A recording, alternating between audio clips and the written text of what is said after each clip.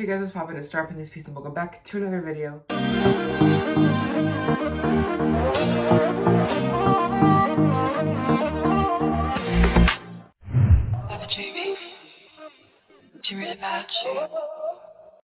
So, let's get into this video. How are you guys doing, by the way? This video was like so last minute. I didn't work today, so I was like, I should probably film this just to give you guys an update about what's going on with my skin. Hi. Also, just because I should probably update myself about my skin because I haven't been taking many notes. So today's a skincare journal update entry. Hi, how are ya? This is it. This is definitely a different energy than the first one. I'm just so tired, so I have to pick myself up. So yeah, there's not much to intro. This is the cleanser step video. So it's all about cleansers, which ones I use, which ones you should be using for your type of skin. But again, a little disclaimer, I am not certified at all in any way in any of this. And everyone's skin type is different. So just because you hear something from me doesn't mean it's gonna work for you. It's just a generic working point to start at for the general population. Let's just get into this video. Oh, that was fast. All right, so the first thing, I'm gonna mess with these the whole entire video, just letting you guys know. The first thing I should go over is my skin and where it's at right now. This is my skin at its stage in, what week is it? What week? It is Monday, January 11th. I don't know how many days that's been since the last video, but it's been a few weeks. And this is my skin, a few weeks in, on tretinoin and clindamycin. Oh my god, I just rhymed 5 times. I don't know if I see a difference. Maybe you guys see a difference. But that's where we're at right now. And then yeah, I'll keep you guys updated as the video is going on. But today we're going to be talking about cleansers. Cleansers, I feel, are the most important parts of a skincare routine because it prepares the skin for the serums, treatments, moisturizers, everything underneath it prepares us for. You know what I mean? So in order to have glowing skin, you need to have a clean base to work with. It's like if you were to have a canvas and you were to start painting on a painting already. Why are you going to start painting on a painting already? That doesn't make any sense. You're going to ruin the art that's already there, and you're going to not be able to see or demonstrate what you are trying to paint clearly. Obviously there's no art on our face before we clean it. It's all a mess. So we got to make sure we clean up that mess. And that is where our beautiful first step of a cleanser comes in.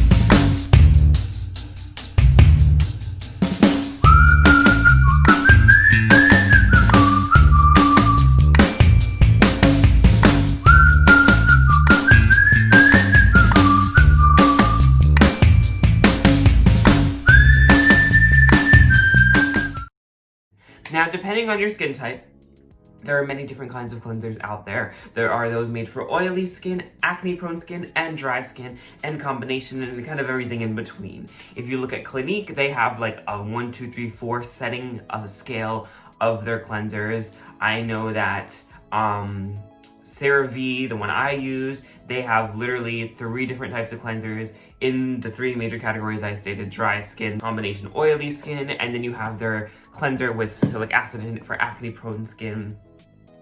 And yeah, so a bunch of different brands sell a bunch of different products for a bunch of different skin types. Now, knowing your skin type is very important, and to figure out your skin type, it's pretty simple.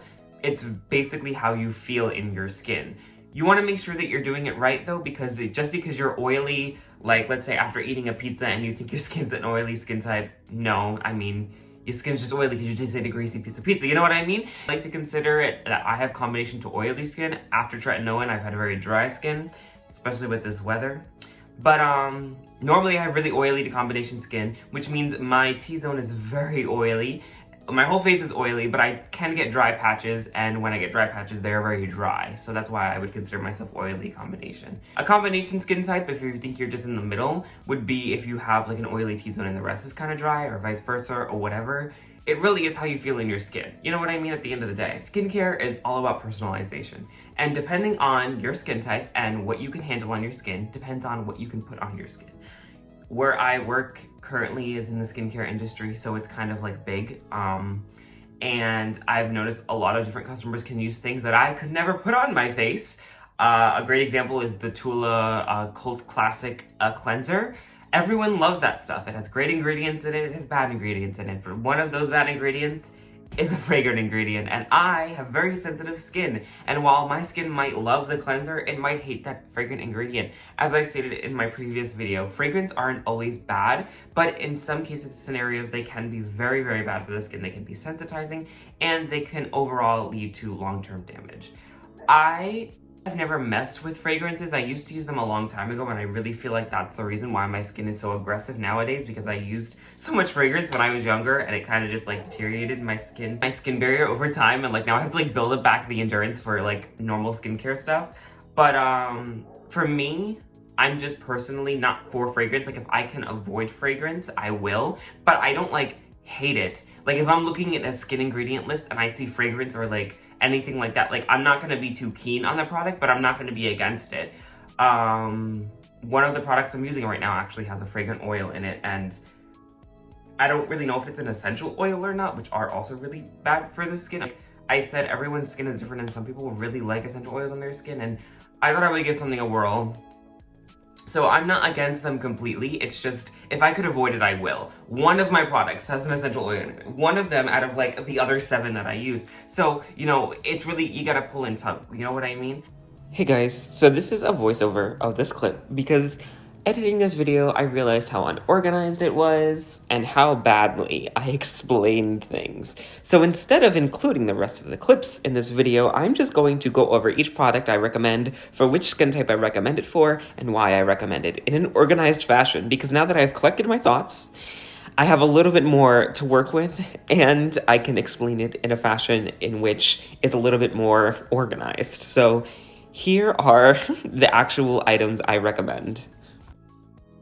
So sadly, from this point on, you won't see much moving on the screen other than photos that I'm going to attach to my voice audio, but I still hope you guys enjoy it and are able to be informed about some of the products that I find really good, that worked with my skin well, and have worked for others. Nothing fancy, they're kind of generically organized, they're good overall for everybody's skin, but of course, I'll explain in detail whose skin it's best suited for.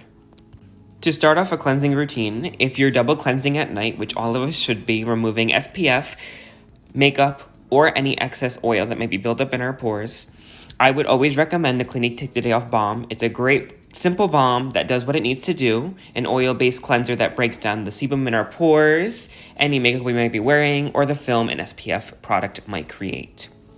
If you're not into any balms, I also recommend the Bashia Cleansing Oil. It's a great, nice consistency of an oil. It also has great ingredients in it.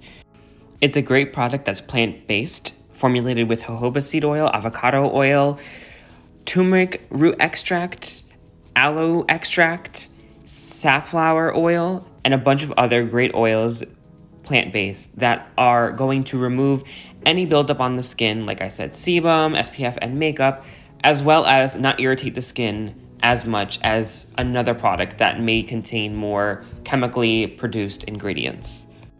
If you're looking for another product because you just don't like Clinique or you just don't like Bashia, I always recommend the Beekman's Buttermilk Balm. The only problem with that is that it is very expensive, at least for me, compared to the amount that you get if you were to grab a Clinique balm or even the Bashia cleansing oil. You get such a small amount for around $30, and it's a great product. It's really soothing to the skin. It has the buttermilk in it that's going to help soothe the skin, which in turn it has lactose, which can help exfoliate to a small degree. It is an oil-based product, so it's not going to get deep into the skin, and you're going to wash it right off. So that doesn't have much benefit toward the skin, but it's just a great all-around product. It's just a really small amount that you get for the price you pay. So I would always recommend Clinique before that, or even the Bashia product. These cleansing oils are great for any skin type, as there's really no bad ingredients in any of them, at least ones that are going to irritate the skin for those of you that might be very sensitive. If you're really worried about how many ingredients are in a product, I would say stick with the Clinique one, only because it really is bare bones a cleansing oil. No fragrant products, no plant products in case you might be allergic to some plants or anything of that sort. No milk, just in case you're like really sensitive to like lactose on the face or anything like that. So that's one I would recommend for highly sensitive skin. Everyone's skin is different, so it might not work the best for you, but it is an oil, so it's gonna come right off. It's just there to help break things down a little bit easier. That way when we get to our cleansing step, it won't be as rough on our skin. Now on to the actual cleansing part of our routine. The first one I'm going to recommend is going to be for dry skin, but it is good for everybody. It's going to be the CeraVe cleanser that everybody has been raving about. It's the CeraVe Hydrating Facial Cleanser. It includes ingredients like their 3 ceramides that is like iconic. That's what the brand's known for, as well as hyaluronic acid, which is going to help hydrate the skin. The way hyaluronic acid works, though, is it takes moisture from the outside and brings it in towards your skin. So, you know, you want to make sure you're using a hydrating cleanser. This is not just going to hydrate your skin. It is a cleanser. It washes off at the end of the day. So it's really up to you, but this is one that I would recommend for dry skin. Another cleanser that would work great for any skin type, but I would recommend definitely more towards the dry skin type, is the Toleraine Hydrating Gentle Face Cleanser by La Roche-Posay. It's very similar to the CeraVe one. It doesn't have all 3 ceramides, but it does have some ceramides in it. It does have niacinamide, which is going to help hyperpigmentation and calm down the oil production in our skin. But it's not going to make your skin more dry. It's going to hydrate it because it also has hydrating factors in it, such as glycerin and their thermal water, which is iconic for La Roche-Posay.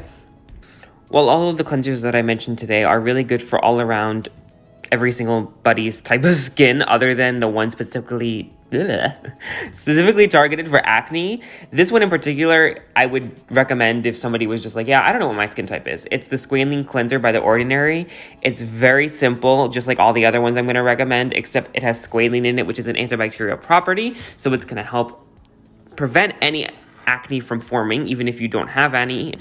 But overall, it's just a pretty bare bones cleanser, and that's why I recommend it for anybody, because if you have sensitive skin, it's great. If you have dry skin, it's great. If you have oily skin, it's great. It's not going to do much, but it's going to cleanse your skin. Now, the next cleansers are going to be for oily to combination skin. Again, good for every skin type, but those are more targeted, the more targeted audience. The first one is going to be the CeraVe Foaming Facial Cleanser. Now, the difference between this one and the other CeraVe cleanser is not much ingredient-wise, but the feeling you get after it is what the difference is. I have very oily skin, and let me tell you something. This cleanser does not make my face feel stripped, rather cleansed correctly. When comparing this to the hydrating facial cleanser CeraVe makes, there definitely is a textural difference on my face, and as a user of the products, my face also feels more cleansed with the foaming facial one. But then again, I have really oily skin, so I think the foaming action with my hands rubbing on my face helps clear out any extra debris that my oily skin makes. The next cleanser for oily prone skin to combination is going to be the La Roche-Posay one. Literally very, very similar to the CeraVe one in how it makes you feel, and the same aspect of the foaming, which is going to help break up any oil, and just as any other cleanser, but the feeling you get after it is very similar to the CeraVe one. It's just a different feeling compared to their hydrating cleanser. And then the last type of cleanser I would recommend is one with an active ingredient in it. While I am highly against a cleanser with many active ingredients in it, the CeraVe one with salicylic acid is a nice gentle one, as gentle as you can get with salicylic acid, of course, but it is an acid that's going to help break down the sebum in the pores, clear out the pores, and prevent new acne from forming, which is great for those of us who are acne prone.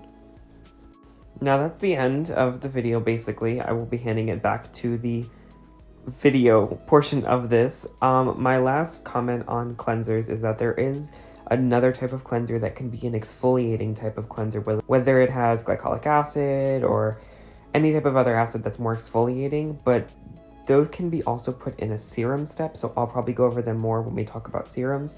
The only cleanser that I would recommend that's an exfoliating cleanser is the microfoliant from Dermatologist. It can be a little aggressive because it's a chemical and physical exfoliant, so if you have sensitive skin, I do not recommend it. If I were to recommend it to someone based on the knowledge of the one time that I've used it, well, one time meaning I've used it for a few months, And the ingredients in it, I would say it's for those of you that are acne prone but do not have sensitive skin. But I do not recommend using it daily like it says it does too, because that's a lot going on. Just stick with the regular cleanser though, honestly, and incorporate an exfoliant in your serum step. So those are the cleansers that I would recommend for almost every skin type. Again, I'm not an expert in this, so these are just some that I've had experience with and I've researched and I have seen good results from and heard good things about. So if it doesn't work for you, I'm sorry. But it's just a starting point for you. Everyone's skincare is different. Everyone's skincare is personalized and you have to start somewhere. And without videos like this that I'm making today, I wouldn't have started where I would have started with CeraVe. You know, it's because of videos that I started with this and now I love it and it works for me. But yeah, those are my suggestions on a cleanser. Just like that. That's all the info today about cleansers and cleansing balms. It's kind of the first step of everyone's skincare routine is a cleansing situation, whether it's a double cleanse, a single cleanse. Hopefully you just cleanse, period. I really hope you guys enjoyed this video. I know it was a lot. I know it was kind of all over the place, but I hope it informed you. I hope it helped you. And if you have any questions, just ask away. I'll try to get to them the best of my ability and answer them the best I can. But also watch the videos linked below, or the people linked below, because again, they're more informed and some of them are certified about this genre. So thank you guys so much for watching. Make sure you guys like, subscribe, keep your heads up high, and I'll definitely be seeing you guys next time.